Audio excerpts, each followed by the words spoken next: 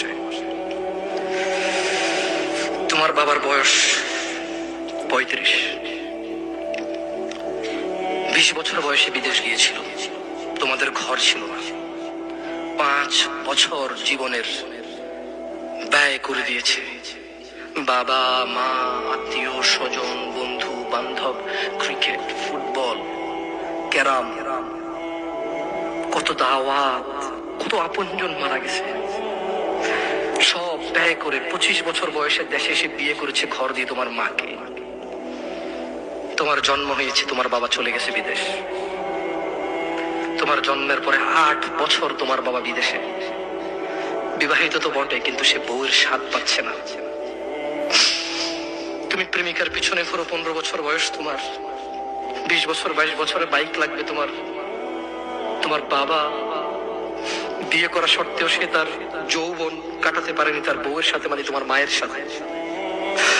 তোমার জামা কাপড়ের ব্যবস্থার জন্য তুমি বোঝো যুবক, তোমার বাবার বয়স এখন 40। সে তোমার মার কাছে আসলে আর অনুভূতি নেই, তার শক্তি কমে গেছে। তুমি বুঝবা না যুবক। 15 বছর বয়সে তুমি যত উত্তেজিত, তোমার বাবা 30 বছর বয়সে এরকম ছিল, সে আসতে পারেনি। তুমি পড়বা বলে, তোমার স্কুলের ফি লাগবে বলে, that much he loves you. তোমার বাবা তোমাকে এত ভালোবাসে যে তোমার এই খারাপ বাবাটা যে তোমাকে বাইক নিয়ে দেয়নি। তুমি নষ্টামি করো, মেয়েদের পেছনে করো, মোবাইল রিচার্জ করে দাও মেয়েদের, তোমাকে যে ডেইলি 500 টাকা করে দিতে পারে না। এই লোকটা যদি 60 বছর বয়স পায়, তার জীবনের 20টা বছর সে এমন 20টা বছর, যে 20টা বছরে সে হাড় ভাঙা পরিশ্রম করতে পারত, করছে। তোমার মায়ের দেখা সে পায়। এমন মূল্যবান যৌবন 20টা বছর দিয়েছে। 50 বছর বয়সের দেশে আসছে।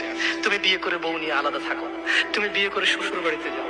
তোমার বাবা দেশে তো আসছে, তার যৌবন আর নেই, তার ওই সুখ স্বাচ্ছন্দ্য আর নেই। তোমার যৌবন তৈরি করেছে তার যৌবন দিয়ে। এই মুহূর্তে কোটি টাকা দিলে কি সে যৌবন কিনতে পারবে? তোমাকে তোমার বাবা এত ভালোবাসে। আর আল্লাহ বলছে তোমার এই বাবা, যে বাবা ঘুষ খেয়ে তোমাকে মানুষ করার চেষ্টা করে বিদেশে পড়ালেখা করানো, যে বাবা এই এলাকার চেয়ারম্যান হতেই হবে, না হলে নয়, এতগুলো মানুষের দায়িত্ব নিচ্ছে, অথচ সে নিজেও জানে দায়িত্ব পালনে সে ব্যর্থ হবে। শুধু তোমাকে R15 কিনে দেওয়ার জন্য, শুধু তোমাকে বিদেশে পড়ানোর জন্য। এত মূল্যবান, এত আদরের বাবা। আল্লাহ বলছেন যে ইউবাসসারুনাহুম ইয়াওয়াদ্দুল মুজরিম।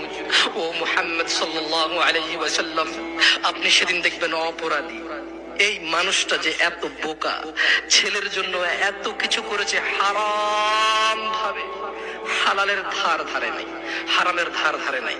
জি, আপনি আপনার ছেলেকে ভালোবাসছেন, শুধুমাত্র অপরাধী হয়ে মৃত্যুবরণ করার কারণে আপনি আল্লাহকে বলেন ইয়া আল্লাহ, আব্দুল্লাহ রে নাও জাহান্নামে ফেলো, আমাকে ছাড়ো। এই ভালোবাসা ছেলেকে বাসবে? এই ভালোবাসা বাসবে? ইন্না লিল্লাহি ওয়া ইন্না ইলাইহি রাজিউন। ইন্না লিল্লাহি ওয়া ইন্না ইলাইহি রাজিউন। ওয়া সাহিবাতিহি ওয়া আখিহি ওয়া ফাসিলাতিহি আল্লাতী তুওয়ি ওয়া মান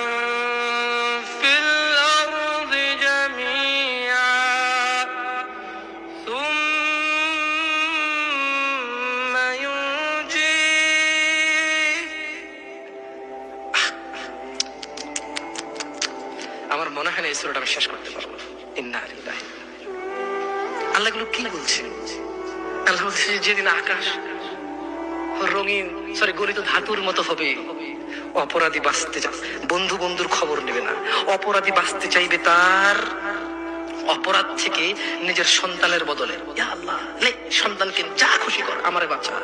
এরপর বলবে ইয়া আল্লাহ ওয়া সাহিবাতিহি ওয়া আখি, আল্লাহ আমার এই সুন্দরী বউর জন্য আমি কত অপরাধ করলাম, আল্লাহ তারে নেও, যা খুশি করো, আমারে ছাড়ো। আমার ভাই অমুক মেয়েকে রেপ করেছে, আমার ভাই অমুকের মাথা ফাটিয়েছে, আমার ভাই জুয়া খেলে, আমার ভাই অন্যায় করে, আমি মেম্বার ছিলাম, চেয়ারম্যান ছিলাম, আমার মেম্বারও ছিলাম না, চেয়ারম্যানও ছিলাম না, দাদার 100 বিঘা জমি ছিল, এলাকার একটা প্রভাবশালী মানুষ, আমার ভাইয়ের অন্যায়কে আমি অন্যায় করিনি, 30,000 টাকায় ওই মেয়ের ইজ্জতকে ঢেকে দিয়েছি। এইরকম আদরের ভাইটাকে বলবে সাহিবাতিহি ওয়া আখি, ইয়া আল্লাহ বউকে নাও, ভাইকে নাও, ওয়া ফাসিলাতিহি আল্লাতী তুওয়ি, বলবে ইয়া আল্লাহ আমার বংশ, আমি অন্যায় করলে যারা আমাকে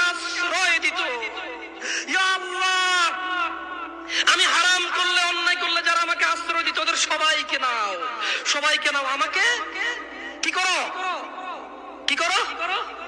এখানে এসে ক্ষান্ত হবে না, বলবে ওয়ামান ফিল আরদি জামিআন সুম্মা ইউনজি। ইয়া আল্লাহ, জি, যে 200 বিঘা জমির জন্য ছেলের কাছে মেয়ে দিয়ে দিয়েছেন, মেয়ের ধার্মিকতা ছিল, কিন্তু আপনি বাবা হয়ে পাগল হয়ে গেছেন।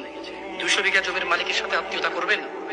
আপনার মেয়ে সুখে থাকবে, ছেলে গাঁজা খায়, নামাজ পড়ে না, দাড়ি চাচা, মদখোর।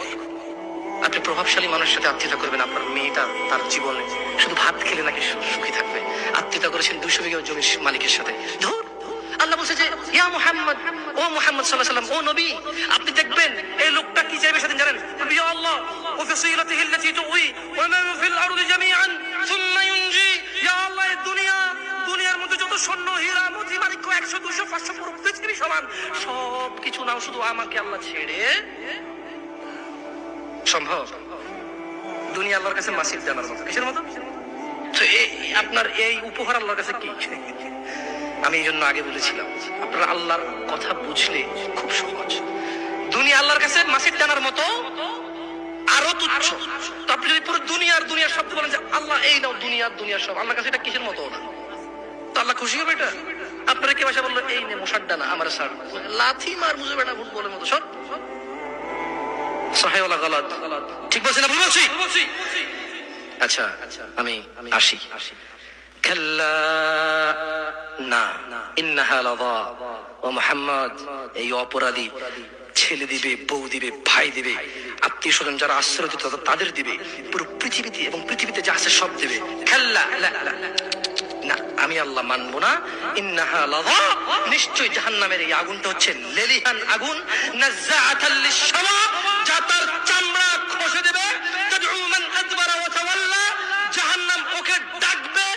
মান আদবারা ওয়া তাওয়াল্লা, জাহান্নাম ওই ব্যক্তিকে ডাকবে যে সত্য কথা শোনার পরেও এটাকে অবহেলা করেছে, অবজ্ঞা করেছে, সত্য থেকে মুখ ফিরিয়ে নিয়েছে। জাহান্নাম কাকে ডাকবে? জাহান্নাম কাকে ডাকবে?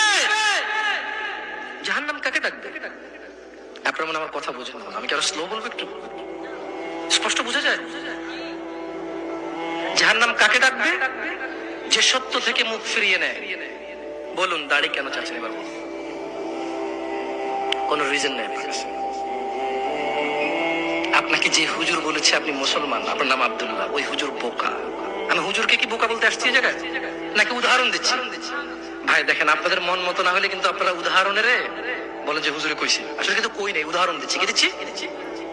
যে আপনাকে বলছে যে আপনার বিয়ে পড়াইতে গেছে ও বোকা। যে জানে যে আপনি নামাজ পড়েন না,